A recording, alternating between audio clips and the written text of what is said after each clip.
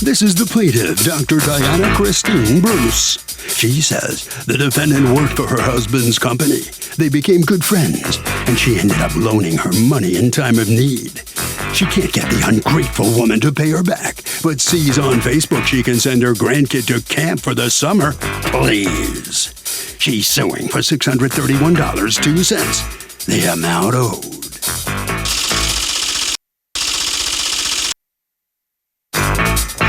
This is the defendant, Mary Hightower. She says she paid off the loan in full by making payments and caring for the plaintiff's elderly mother. The woman's greedy and unappreciative, and she's owed nothing. She's accused of fouling up a nice friendship. All parties, please raise your right hands. People's Court is now in session. The Honorable Judge Marilyn Lilienthal presiding. Litigants have been sworn, Your Honor. Thank you, Douglas. You're welcome. Okay, Dr. Bruce, you know the defendant how? She was hired by my husband to work in our home office, and we became what I thought good friends. Okay. How long was she working for your husband's home office? 5 years. All right. And what kind of business was that? It's a pest control company, exterminating company in Houston. Okay. And out of curiosity, what kind of business are you in? I was a college dean in Virginia. Any particular school, or you don't necessarily want to share? It actually is out of business right now. I think I shut them down when I left. All right, so I doubt that is true, but can you please tell me when and why you loaned Ms. Hightower money, according to you? We had one of our hurricanes in Houston, and Mary was in a house, a rental house, and her house flooded, and she lost everything. She was looking for another house to move into. She couldn't move into an apartment because at any one time she would have between 6 and 8 cats. And I don't think her deposits were ever returned to her for whatever reason. So she needed a deposit to get into a new home. She has 2 sons, but neither one of them would loan her money. And she told me how she was sleeping on a 3-foot by 3-foot mat at her cousin's house and just needed to get into a home. So since she was working for my husband, I thought it was a pretty fair chance that she would be paying me back. So I loaned her the $1,500 that she asked for. When did you loan her that? In November of 2017. And verbally, she had agreed to start paying me back in December, but by the time she wrote up the promissory note, she'd already changed that to February, and I agreed because I knew Christmas was coming and she would have some debts and she would have some expenses moving into, her new place. So she was supposed to pay me back. Paydays were every Tuesday for her, and she was supposed to sign over every third paycheck to me to repay the debt. She did that for 3 months, and then she quit. And then that was the last I ever got any money from her until exactly 1 year later, she sent me $25. And wow. Okay. After, that was 2 years ago. So after, 25 text messages asking her for money, she went the whole gamut. She went from absolutely being silent and not responding to me at all to accusing me of being all about the almighty dollar. And I remember asking her if it would have been about the almighty dollar if I had owed her money instead of the other way around. Right. And then it was she had too many debts. She just had things going on. And I guess the final straw was this past December. She put a Facebook picture of her and her granddaughter out, and she said that she was a proud grandma able to send her granddaughter on a trip to Colorado, and she paid for it. And I was not my finest hour, but I wrote back and said, it's too bad her grandma can't pay her debts, because she had said she paid for her granddaughter's trip.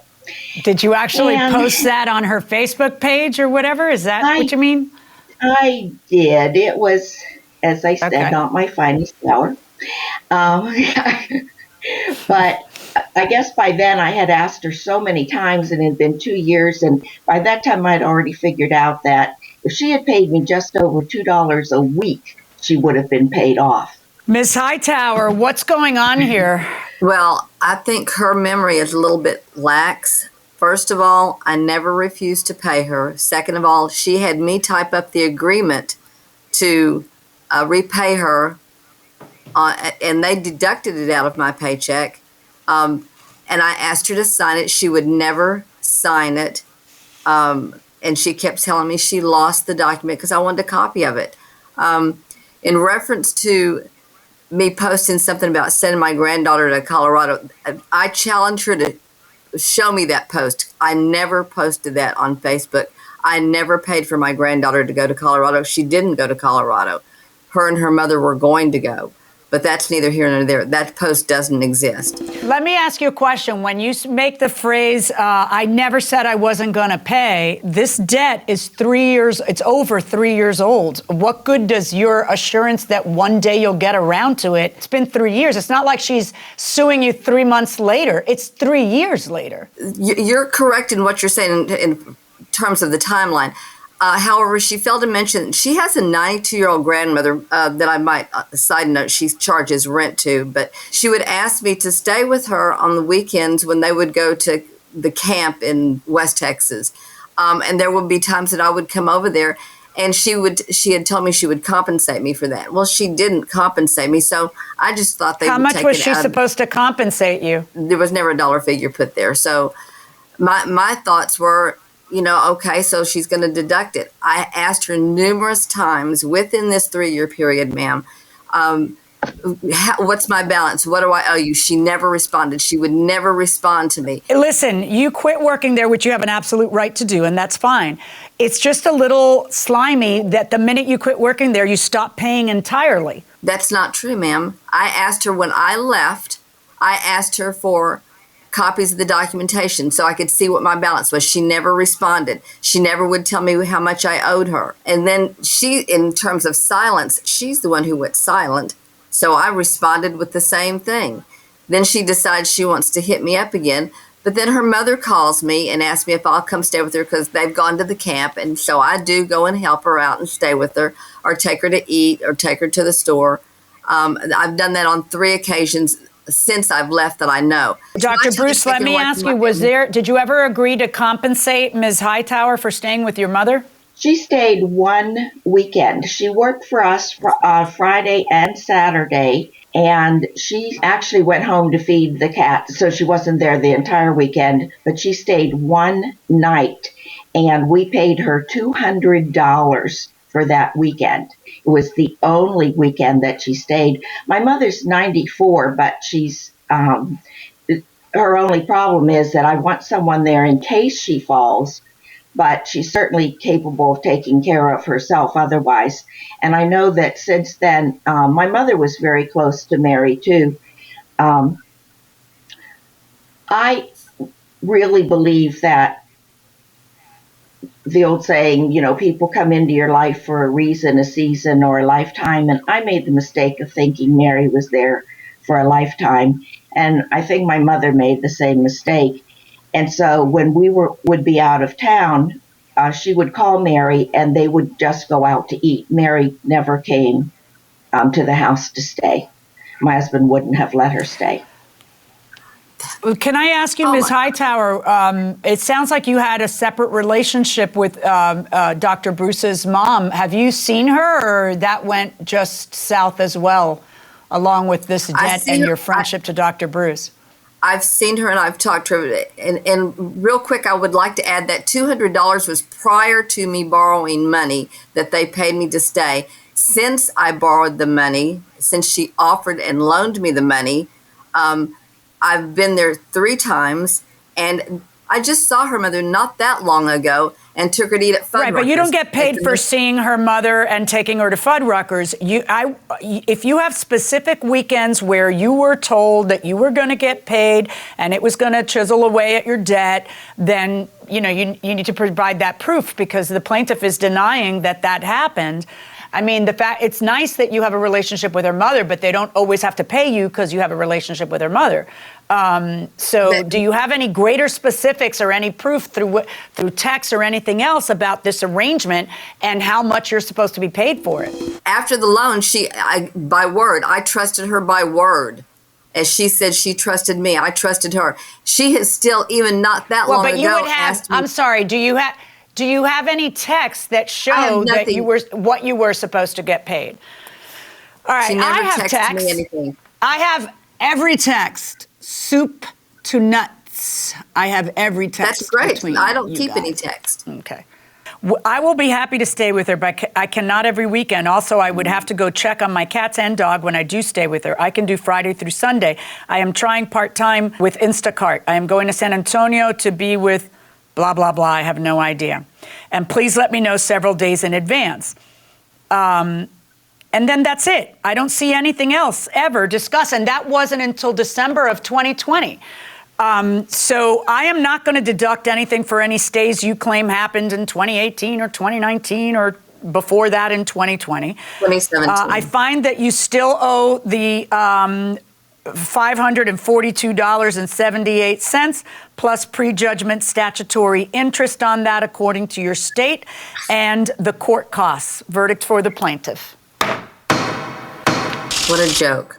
So the plaintiff is going to get $542 from the defendant, who just said she thinks this is a whole joke. Ms. Hightower, what do you mean by that? I know what was stated and I know what was said. And just because Miss Bruce thinks that she's got a reputation of being a dean for a college doesn't mean that she doesn't not tell the truth. You know, what goes around comes around. She knows how she is. She's a penny pinching person who charges her 93-year-old grandmother $500 in rent a month. She's just all about the dollar. She's always been about the dollar. She's just a rude person that I thought was a friend. So that's how I feel. Well, the judge says you got to give her 540 some bucks. Okay, that's your decision. You okay with that? Whatever. All right. Okay, you're going to have to live with it. That's it. All right, Dr. Bruce. You heard what the defendant said. You want to make any comment about it? Mary should pay her debts, and I do want to say on the record, I don't charge my mother's 94. I don't charge her rent. I do take money from her Social Security check and put it into a savings account for her every month, just for the interest, but I don't charge her rent. Okay, well, that's the judge's decision, and congratulations. You will finally get this debt paid off. Hopefully you'll feel better. I appreciate it. Thank you very much. All right, that'll do it for this case. Harvey? Okay, Doug, here's the thing about this case. When somebody owes money, you can't all of a sudden say something that I did for you in the past should count to offset the debt.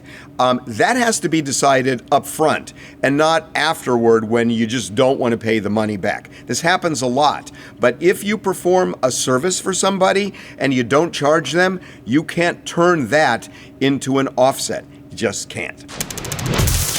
Most influential person in your life, Marilyn? I would say my father. My father had a fourth grade education. And in the fourth grade, he was so poor in Cuba, he had to work to help his mother. He ended up being an orphan at about 9 years old and was raised by his cousins, who he, until his dying breath, called his brothers and sisters. He came to this country with absolutely nothing at a very young age, like 21, 22, walked the streets of Manhattan trying to find work, spoke not a lick of English, saw a help wanted sign, knew what that meant, and pointed to the sign and pointed to himself, pointed to the sign and pointed to himself, started washing dishes, then worked in a restaurant, became a waiter, commanded the English language, saved some money, started businesses, and then made sure every one of his children understood the importance of education. Wow. Yeah, he was quite a guy, an amazing man, and certainly a self-made man. He literally came here with the clothes on his back. Right. And was offered no help of any kind and had to make his own way. God bless him.